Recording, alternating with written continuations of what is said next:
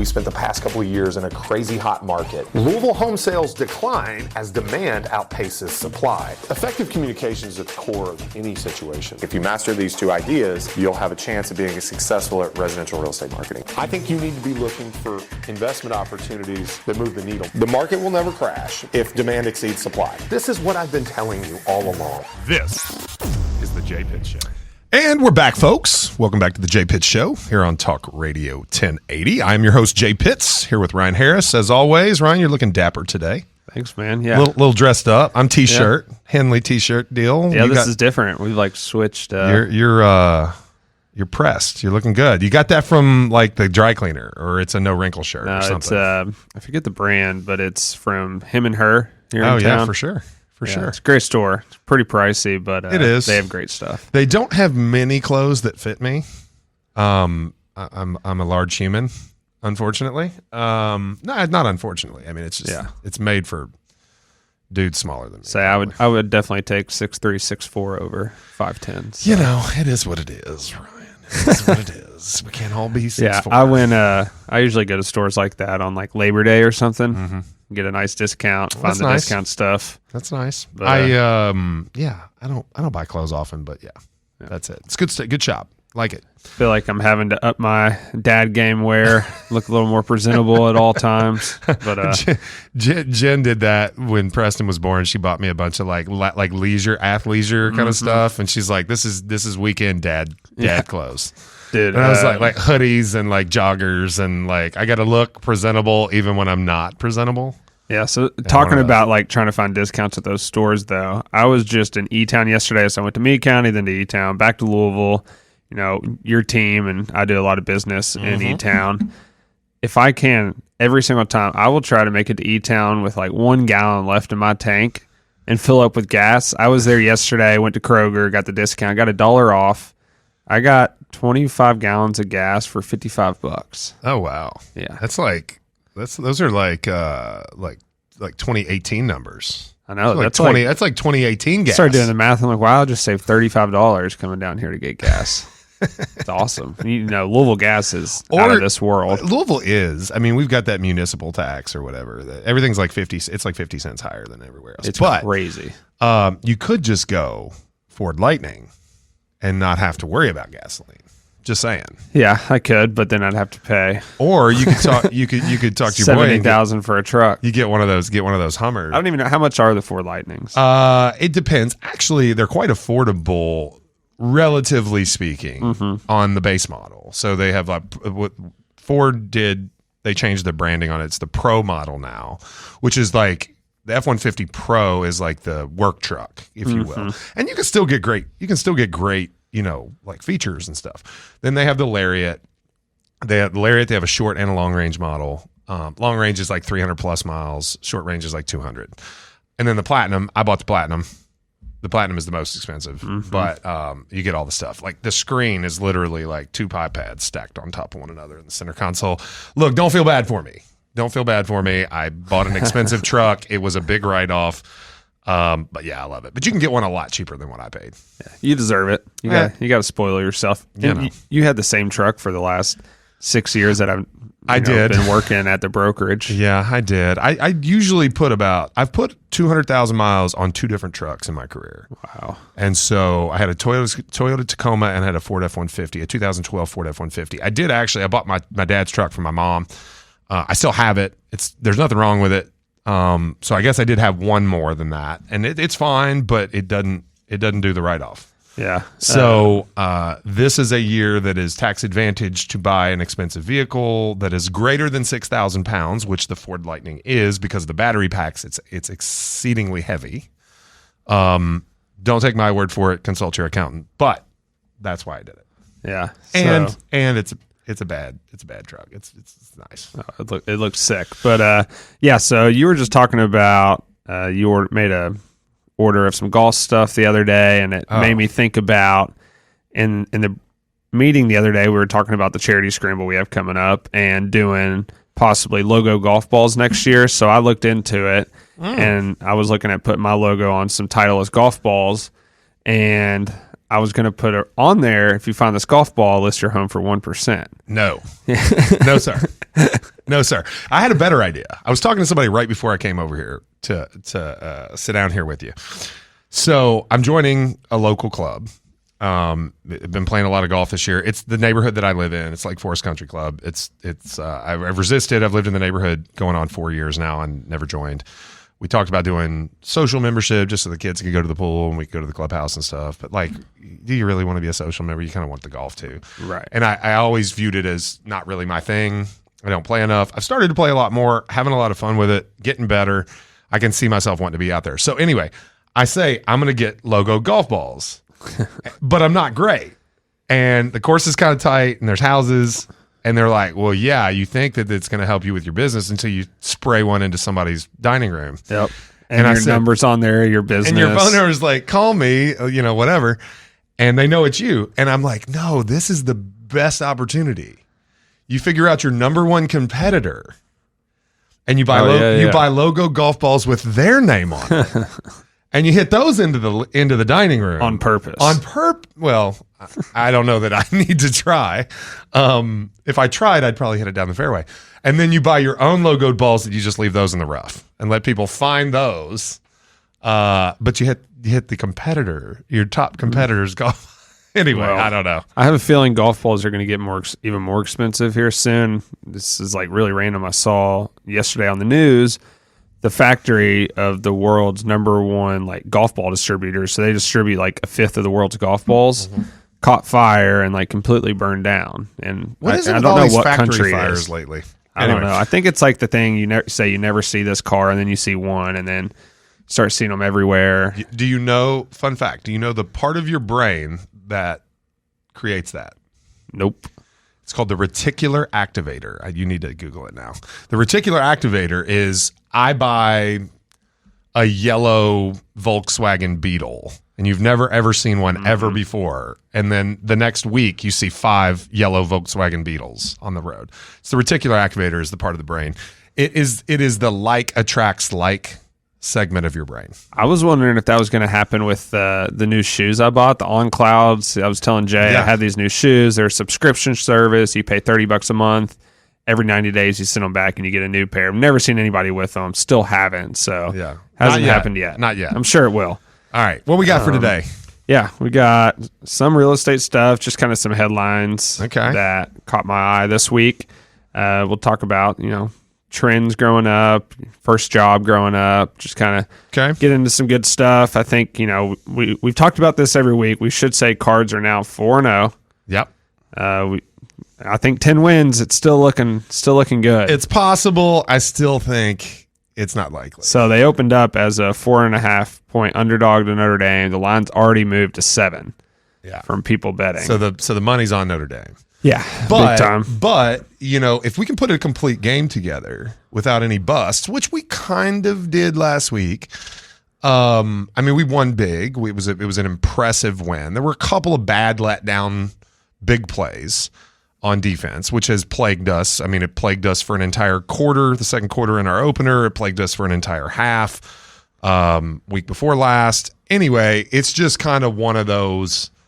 It's just kind of one of those things. Yeah. I don't see this team this unfamiliar with each other and playing together going 10-0. I just don't see it. I think this is a week where it's going to be tough to win. Yeah. If they pull it off, look, I'll eat crow next week. But you know what I hate? There's going to be so many Notre Dame fans there. So many, and it's the first sellout since the stadium expansion. Mm-hmm. Which is cool. I love seeing the excitement around the program again. I really do. Which, by the way, have you seen the field level seats, the turf seats? Oh yeah, $1,200 a game per seat. Wow. All you can eat, all you can drink, alcohol included. Yeah, that's still like progressive meal, 4-course progressive meal provided during the game. Like, it's wild. I'm like, is this the experience? Let me tell you, when I have all you can drink, I'm not worried about the 4-course meal. Exactly. Is the food is it a personal pan Papa John's pizza followed by chicken tenders, chips and salsa, and then chicken tenders? I don't know. Or is this like actually like something serious? Yeah, I don't know. No, it's going to be sick. I saw Jack Plummer has did you see his sponsorship with Tom Drexler. No, Plumbing. no. So they use his last name. It's on a big billboard going downtown. I One saw Tom- it yesterday. Called One Tom Drexler. Yeah, it's pretty funny, and it's like Jack Plumber because Yeah. he's a plumber. Okay. Pretty I see funny. what you did there, Tom. I see what you did. All right. We only have like a minute left, so when we come back from the break, we'll talk about the consumer real estate questions, some questions that consumers have out there for you. But first, I think we should talk about the team. I saw you just posted number 13 real estate team in the country for Remax. Yes, within the Remax system, which is the home to many, many, many, if not, I'm reticent to say the best, but some of the best, a good portion of the best teams in the country. We're number 13. That was pretty exciting. Went up from that's through June. Through July. So we're about a month lagged here. We should have August numbers pretty soon. August, fun fact, was our second highest closing month in history. So there's a decent chance we move up from there. Yeah. I got to figure that this jump from from number 20 to number 13 in a single month has to do with the fact that other markets are pulling back. We're surging, not our market necessarily. It's pulling back a little. It's not as bad as some places, and we're really surging. So pretty exciting stuff. Yeah, cool. But all right, we're going to cut to a couple ad sponsors. We'll be back on the Jay Pitts Show, Talk Radio 1080, Real News, Real Talk. I'm your co-host, Ryan Harris. See you in a sec.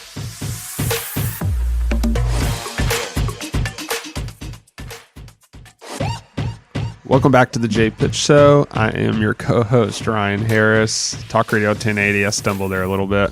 I could hear. I didn't even look at you, but I could hear the smirk. Like you know how when you're listening. I don't know. Do you have this? Somebody said I was on the golf course yesterday. Guy I was playing with was not watching. Okay, cart partner not watching, which he should have been watching, especially with me. I take a really good swing. It's about 175 yard, like 8-iron out of the fairway. And I flew it into a greenside bunker, but it was a good swing. And he heard it and didn't see the ball. And he's like, that sounded good. That's me at a baseball game. I can hear the difference between a foul ball and a ball in play. Can you do that on a golf course? Like if somebody smashes one down the middle, can you tell the difference between that I think it's tough because and a 240 hook into the left rough? Like, can you tell the difference for sound wise? Sometimes, but you can hit the ball center of the club face and it sounds great, and it just goes off the planet still. Well, of course, because you can block. I block the ball off to the right sometimes. Mm-hmm. I've got a bad right to left hook off the tee usually, but every once in a while I don't get through it and I block. So I'll say it's not as much with the driver; it's more with irons or wedges. You can hear the difference really good. And so it's a good shot by sound. Mm-hmm. Okay, that's I was just I don't know. They at least hit it good. Could be deep, could be short, depending on how far they thought it was playing. Just sounds pure, which is what stinks about golf. You hit a good shot, and it still might not be good. Yeah, no, totally. But, all right, let's actually get into the show. So, consumer real estate question said, "Hey Jay, my home has a strong pet hair odor. I have 3 dogs living there. What would your suggestion be? Do I need to replace the carpet before we sell the home, or should we offer a credit up front? What would you do?" So just to be specific, it's not a pet urine odor, because that is a big difference. We can talk about both. So. Okay, so here's what I'm going to say. If it's a pet urine odor, it's an almost certainty that you have to replace the carpet and the padding underneath. And the pad underneath. And I've even gone so far as taking Thompson's water seal to the to an OSB subfloor, OSB being plywood, those of you that are not familiar, plywood subfloor. And people are like, well, that's weird. Don't you do that on your deck? The reason it works on your deck is because the seal penetrates the wood, okay, and occupies the wood so that water cannot be absorbed. The reason it works with pet urine smell is pet urine soaks through your carpet, through your pad, into your subfloor, and that's what creates the smell. Now, you can remove the carpet, that helps. You can remove the pad, that helps. But there's still pet urine in the subfloor. And it's more dense. The water seal is more dense than the urine itself. I'm sorry, this is graphic. But it literally goes into the wood and pushes the urine out, believe it or not. So you let it sit for a couple of days, and then it dries up, and then you vacuum, and there's kind of some stuff left behind that's gross. But that's how you get urine smell out of cat urine's the worst. And you can get that out of a house. I've renovated some really disgusting homes. And that and an ozone machine, among other things, yes. It really depends on the carpet. Carpet is disgusting. And people these days, that's why you see so much hard flooring, vinyl plank, the emergence of vinyl plank, luxury vinyl plank flooring that is really high quality, that looks like wood, doesn't have the downsides of wood. That's why you see it becoming so popular, or manufactured hard, wood flooring, like, some kind of composite stuff. Like, those products are becoming very popular simply because people don't want carpet. They don't want carpet because of, like, it's disgusting to them. They especially don't want to live in a house that has carpet left over from other people. Like, because it's the people that they find disgusting. Yeah. Sorry. But that's well, and I know a lot of times people smell that and they ask for the carpet to be cleaned, and it makes it smell worse. It does, because all that moisture goes into the carpet and pushes all the smell out. So at least in the short run, it smells a whole lot worse.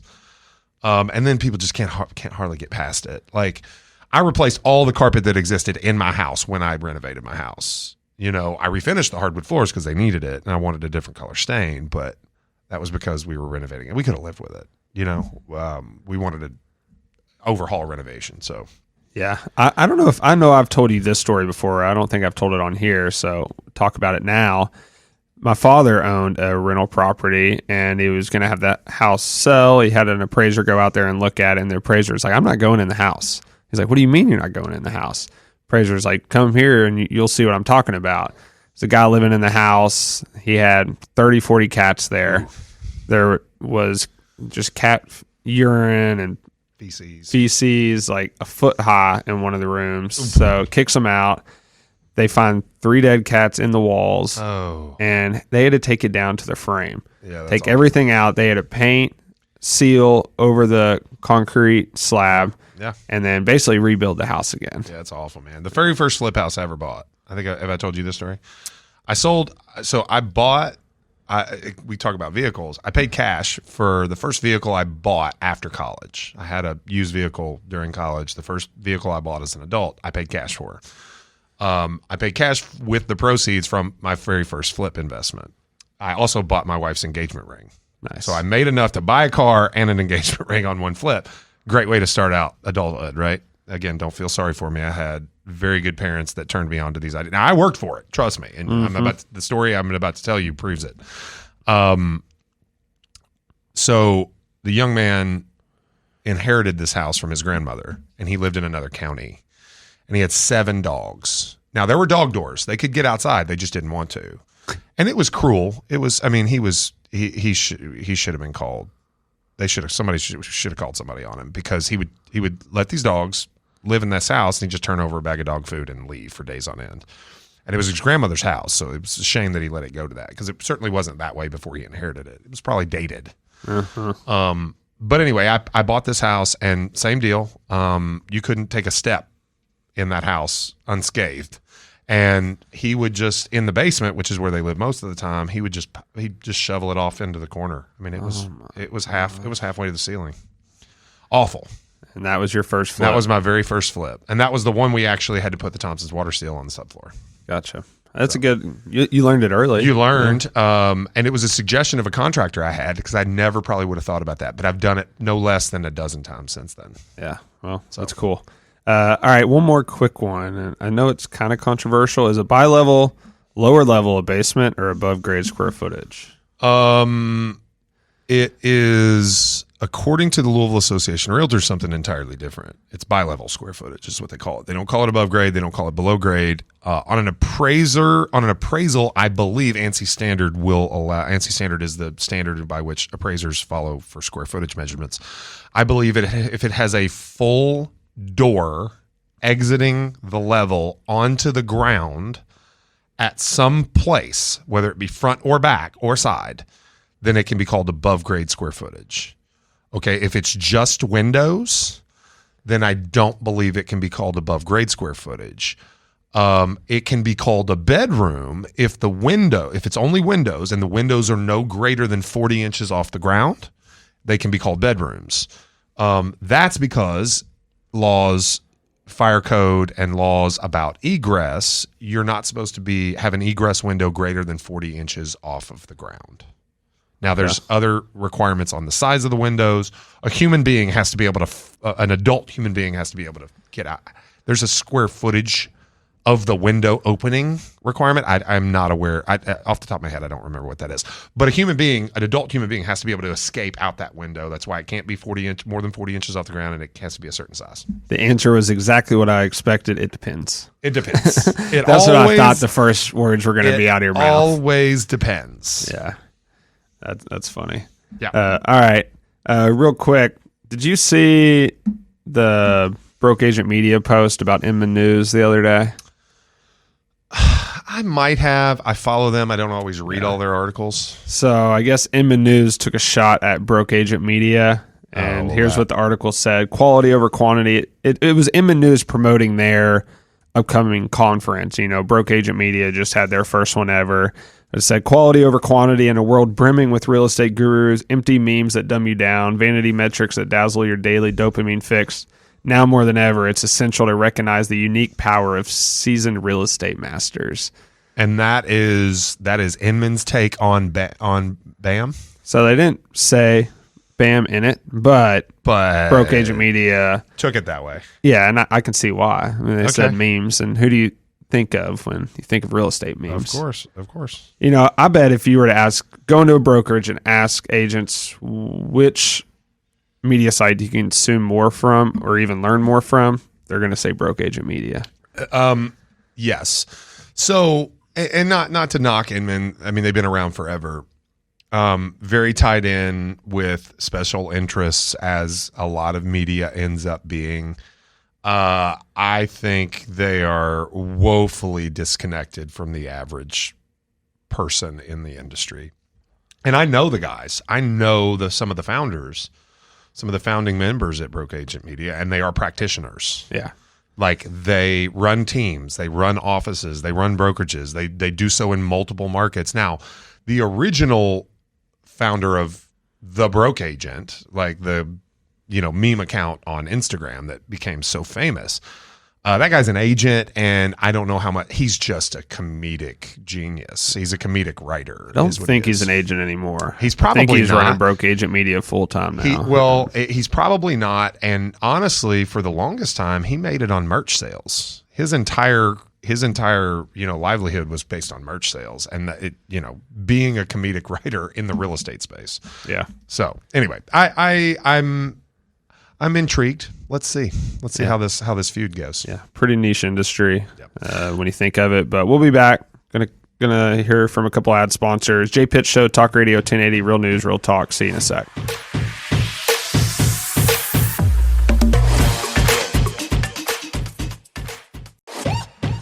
Welcome back to the Jay Pitts Show. I am your co-host, Ryan Harris. This is Talk Radio 1080. All right, Jay. This article, I saw it posted around a lot of places a few days ago. It says record-breaking growth, U.S. housing market values soars $2.6 trillion. So what we're going to do here the next few minutes, I have a few headlines from different articles or tweets that I saw, and just give your quick thoughts on it. Yeah. So this one, though, a new Zillow analysis shows the total value of U.S. housing market has increased by more than $2.6 trillion year over year, climbing to just under $52 trillion, which is $1.1 trillion above the previous peak reached in June 2022. Okay. I mean, it's self-fulfilling, right? Like, I mean, let's take, so it's a 2.6 trillion increase on a total value of what? 52 trillion, which is 1.1 trillion above the previous peak. It's 5%. It's a 5% increase in value. It's pretty awesome when people were just yelling about a crash, though. I mean, it is, but like, okay. So I have the same reaction to this that I have when you hear things like U.S. credit card debt soars to an all-time high. Yeah, because groceries are 8% more expensive this year than last year. Yes, everything we buy has inflated. Like, this is not a novel experience. Like, frankly, this is U.S. housing values are up 5%. If it just trended, home values just followed the Fed's projected inflation, it would be up 2%. Mm-hmm. Okay. what is annualized inflation over the last 24 months? It's greater than 5%. I can tell you that. So housing gains have not kept pace with inflation. So that could be the headline. Housing values do not keep pace with annualized inflation. What would that leave you feeling? The exact opposite of what this headline does. Well, if you don't count housing and groceries, inflation is really not that bad. Of course. Or gas. Or automobiles, or the cost of heating and cooling your home. I mean, come on. Yeah, if you don't count that, inflation's really doesn't exist. I mean, this is just whack. I don't like it. It's awful. It's headline fodder at its best. Yep. All right. Here's another 5% one. 5% is healthy. Yep. 5% home value increases are healthy. It is. All right. I'm going to move us along. Here's a tweet I saw. So, landlords with 1,000 properties or more accounted for 0.4% of U.S. home purchases during the second quarter of 2023, down from a peak of 2.4% in late 2021, according to John Burns Research and Consulting. I mean, that's fair. Yeah, I'm good with that. Money's more expensive now. Money's more expensive, so institutional buyers are pumping the brake. That makes fantastic sense. Personally, I will tell you that there's a lot less competition right now for real estate investment purchasing. I'm actually considering a few purchases right now. I told somebody this the other day. The biggest mistake I've made in my real estate investing career is the last buy and hold investment that I purchased was in September of 21. And not purchasing feverishly from September of 21 until June of 22, that 9-month span, right? That last 9 months I had the opportunity to buy at 4% interest, 3%, 3.5% interest. That was dumb of me. But 21 was my dad passed. We had the biggest year in our career. I was building a team. I was running several businesses. I mean, look, it was distraction. That's what it was. But, now I'm looking at buying houses that I should have bought then for the relatively similar pricing, to be quite honest. Because, people have overshot values, and then the ones that haven't sold, which are the ones that I'm looking at, you're able to negotiate a little bit of a discount. And when you do, you're back at 2021 prices. We're just financing at 8 instead of 4. Yep. But I'm going to buy it near negative cash flows because I've got a good, healthy cash flow on my existing portfolio. I can stomach some negative cash flow for the next few years until I can refinance, or I'll sell out of them at value increases, at good equity positions. There you go. Sounds like a plan. All right, moving on to something a little different. Pumpkin spice latte. Have you ever had one? Absolutely not. Yeah, I refuse. I actually never have either, so it's interesting. My wife is a fan. She's gotten my kids into it, not lattes, but she buys like pumpkin spice, like baked goods, and they enjoy it. Yeah, so the reason I brought this up, so Starbucks introduced the pumpkin spice latte in 2003, and since then they said they've sold hundreds of millions. I saw this posted, and I wanted to look up how big the pumpkin spice market is as a whole now. So are we crediting them with inventing the pumpkin spice latte, essentially? That or bringing it to the masses? Yeah, okay, go ahead. That I don't know. But now they say the pumpkin spice market alone is almost $1 billion market now. So, and I guess Starbucks is almost like 350, 400 million of it. Peter Dukes is credited as one of the founders of the pumpkin spice latte, otherwise known as the PSL. That's a thing, apparently. A drink created by Starbucks that has become a cultural phenomenon. The gourd-based beverage has become a symbol of fall, permeating industries far beyond coffee shops. Wow. And, I haven't got one. I'm sure it tastes fine. I'm a regular coffee drinker. Like, just regular. Yeah. Like, I don't even really like iced coffee. Like, just give me hot coffee. Pike's Roast. And a Celsius or my pre-workout. The father of the PSL. What? PSL is a thing. So, it's funny. I was like, what does PSL mean? And now I finally put it together. You said it enough times. And I'm looking at pumpkin spice latte. That's what it is. Okay, so here's the best part. Dukes, the creator of the pumpkin spice latte, is now director of global growth and concepts at Starbucks. Wow. So that's what happens when you invent a $1 billion market, apparently. Yeah, that's crazy. And it's just like he came up with this one drink. I guess the first drink they ever had before that was themed was peppermint mocha or something like that. And now the pumpkin spice latte was the second one. They tested it in 100 stores and knew within a few days they had a winner. Oh my That's what they said. That's it has inspired other, like pumpkin beer is a thing, probably because pumpkin spice lattes are so popular. And pumpkin beer, not a fan either. I kind of like it, but first time I had it was in Maine. They do a little cinnamon sugar rim. Pretty good, Jay. That's too basic, Ryan. I can't get with you on that. Sugar in your beer. It's solid. Come on, bro. Sugar in your beer. You can only have like one. Oh, gosh. Yeah. It's probably 900 calories. But still. Maybe. That's all right. You can have one. Yeah. That's why I said one. All right. Let's see here. I have this bionic reading down at the bottom. It's not even in our actual show notes. I've had it on there the last few shows. Okay. Did you ever see when I posted that on my Instagram what it is? No. So it's basically this guy created. I just find it really interesting. That's why I wanted to bring it up.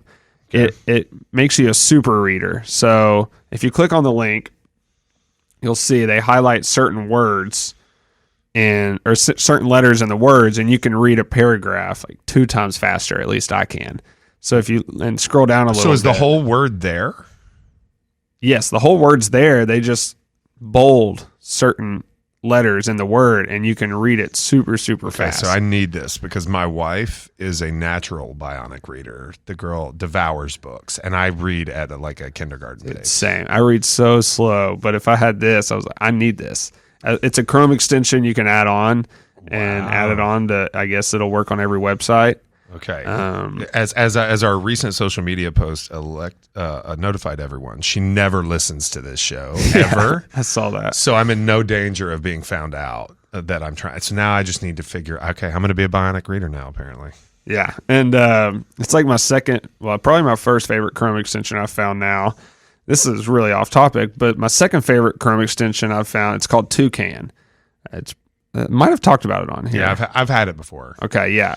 My experience with Chrome extensions, they tend to slow your browser down a bunch. Your laptop's pretty slow right now. Dude, my laptop is not slow. It just makes a lot of noise. It hasn't today. It hasn't today. I don't know what you did. This is a 2018. My last one I had since 2013. My Macs always kind of crap out after 3.5, 4 years. Yeah, I had an Air for like 8 years. It worked really well. But anyway, go ahead. So what Toucan? Yeah, Toucan, it's if you want to learn a different language, you can add it to your Chrome extension, and it will change any words or certain words throughout different websites when you're browsing to that language you're trying to learn, and it'll fit it in there. And yeah. Did you ever have like Boomerang or anything? No. I used to send. It's good for prospecting. So for those of you real estate agents out there that are prospecting via email or what have you, you get a lot of messages that go without response. And so you can, when you send, at the time of sending, you can elect to be reminded a certain amount of time later if the email has yet to be responded to. It's also like got advanced open read receipts and read notifications, and it'll give you the amount of time that someone spends on your email and that kind of stuff. So pretty cool on Boomerang. Yeah, there's several other copycats, I think, too. So yeah. Cool. All right. We're going to cut to a couple ad sponsors. We'll be back with our NFL picks for the week, talk about Travis Kelce, and I'm not sure who his girlfriend is, what her name is, but we'll talk about that. I hear she's selling a lot of music now since she started dating. We'll be back. J Pitt Show, Talk Radio 1080, Real News, Real Talk. And we're back, folks. Welcome back to the J Pitt Show, segment 4. Right here on Talk Radio 1080. So I think we're going to do NFL picks, which I wish we wouldn't. Yeah, we've been doing this. We each choose an over or under, and we choose a cover every week. I'm 1-5. Yep. Ryan is 5-1. A lot of season left. But so, like, this reminds me of a story that Brian Buffini, a famous real estate coach, used to tell. Like, his assistant would put 5 note cards on his desk every single day without fail. And then, like, every once in a while, he would go 3, 4, 5, 10 days without doing them. The stack would just grow and grow. And he said he actually contemplated burning the office down at one point to, like, avoid the embarrassment of having to, like, admit that he had went 10 days in a row without writing his cards. So what are the cards? They're thank you notes. Oh, they're like handwritten personal okay. notes to past clients, Gotcha. which is a really good thing to do for you real estate agents. But apparently what's not a really good thing for me to do is pick NFL games. Yeah. So I'm considering just not ever showing up again. And it can be the Jay Pitt show without Jay Pitts. But I will say, tough. feel pretty confident in fading the Bears this week. So I'm going to take Denver -3.5 over the Bears. After Ryan's Chiefs pick -800 last week, and that's not a money line. That's -800 points. I think they almost would have covered that. So, yeah, I'll fade the Bears, take Denver -3.5. Okay. What's your points? Over under? I don't know. Why don't you give your game, and then Okay. I'll give you an over and under. Because to be quite honest, as I sit here, I'm not entirely sure. I'm going to take my over under right now because I don't want you to take it. Well, oh, God. Okay. I want the Miami Dolphins, Buffalo Bills over 53.5. That's probably a pretty good pick. Dolphins scoring scoring 70 last week. As long as the Bills don't throw like 8 interceptions. Yeah. Josh Allen's been playing like himself again. I'm going to take over 53.5. It's probably going to be a popular bet. I would agree. It's still only -110. Every Caesars has got every single over and under at -110. Mm-hmm. So they don't feel very strongly. Of course, siding with Vegas didn't help me last week. Honestly, the under on the Denver-Chicago game has got just about the best odds from any bookmaker that I can tell. But I think I'm going to just kind of go rogue, and I'm going to go over 43 on the Atlanta-Jacksonville game. All right. Over 43. Low over under that, and you know, taking that over on the 43. I think that's. I could see a 24-21 game there. Yeah, sweet. And then I'll make the last pick. I'm going to take the Green Bay Packers to cover +2.5. It's worked out well betting Thursday games for me, and I'm going to be watching it tonight. And the funny thing is that's like there's absolutely no rhyme or reason to that, but I love that you feel that way. I think Jordan Love's a pretty good quarterback. Actually, I can see that. I can see that. He's been playing pretty solid. His receivers just don't catch the ball. So that's kind of tough. But all right, there's our picks. I'm going to be 7-1 after this week. You'll be 1-7 probably, perhaps, and we'll see though. All right, more NFL. Travis Kelce, Taylor Swift. How about that? Yeah, we're just jumping on all the trends today. That's okay. Yeah, that's okay. My wife and I have actually had. It's funny. We were at Parlor Pizza having dinner last night with the kids, and I said to Jen, "Have you seen this trend?" Number one, are you aware of the Taylor Swift? She likes Taylor Swift. I mean, she's like trying to get me to like take her to London to this show. I'm like, no. Anyway, no, I'm not doing that. It's like 2 of her favorite things: Taylor Swift and London. I'm a good husband, but I'm not that good a husband, apparently. So no, I said, have you heard that Taylor Swift is dating Travis Kelce? Well, she has no idea who Travis Kelce is. She knows he's a football player. She's not, that disconnected. And she probably would have known that he was a football player before Taylor Swift.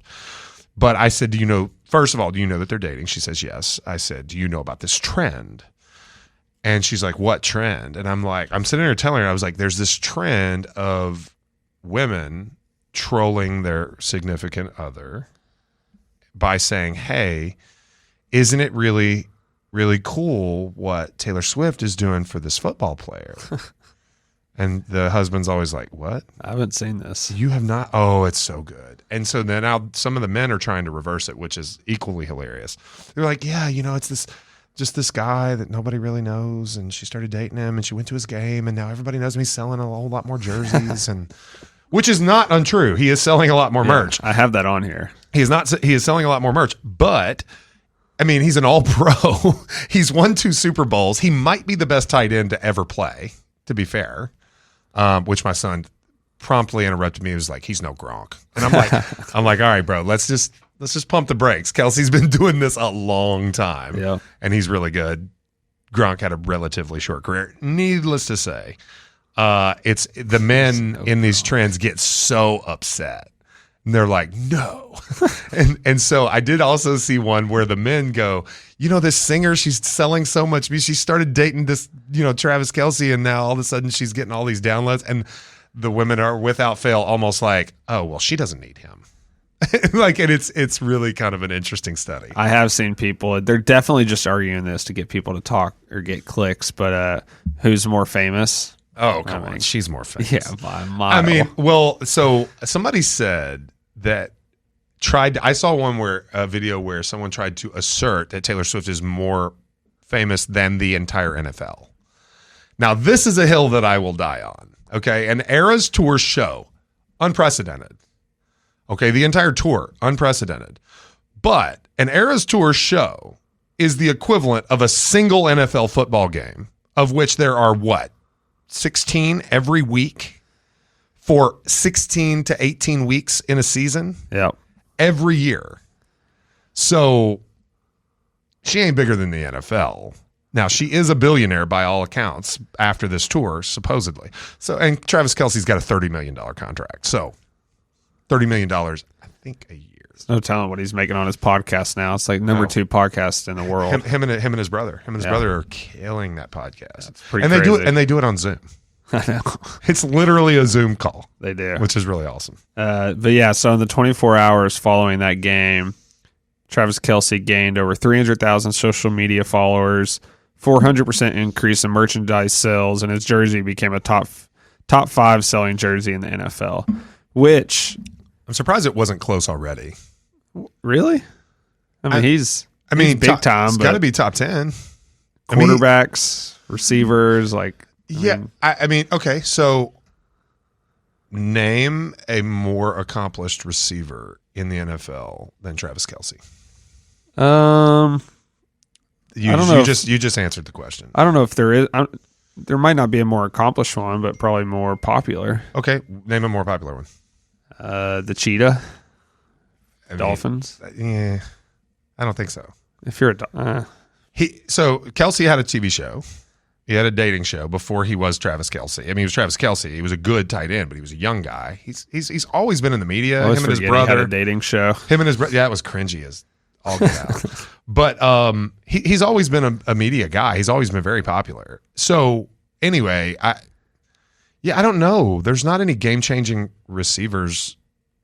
I mean, there are, but there's not change the game kind of receivers left out there. He is a change the game tight end. Oh yeah.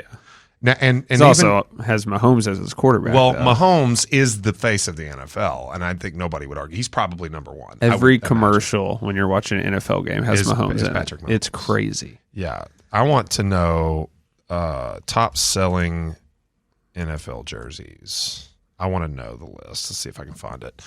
I would say he is probably top 5 in most influential players in the NFL. Yeah. I don't know. Just a thought. Definitely now. I mean, it's hard actually. I mean, you can't really deny it with this podcast. Like to say you have the number 2 podcast, number 1 sports podcast in the world. And that may be fleeting. I don't know if it'll stay that way, but maybe it will. Yeah. I don't know. Okay. So we have a few minutes left. So Jay and I, what we do on these shows, we have to time ourselves how long we've been talking each segment. Oh, yeah? And I'm saying that because I started this a couple minutes late, just so you know. Okay. All right. I was going to ask. So we have a couple minutes left. There's another new segment I want to start doing, Jay, and it's called Best of Louisville. So here's how it's going to go. Next week, I say we do Best Louisville Restaurants. It's a draft. Either you or I pick first. And we'll do a snake draft. So if you go first, I get the next 2. Week, though. Next week. Okay. You go first, I'll get the next 2. And then we'll do like a total of, I don't know, 3 to 5 picks. We can decide that. Top 3 or top 5? What do you think? 3, 4, or 5? How many? It depends on the topic. On the topic? Okay. It depends on the topic. If you did restaurants, I'd probably say 5. All right. So, but we don't have to do each that end now. up with 5 picks, and we'll put this on social media.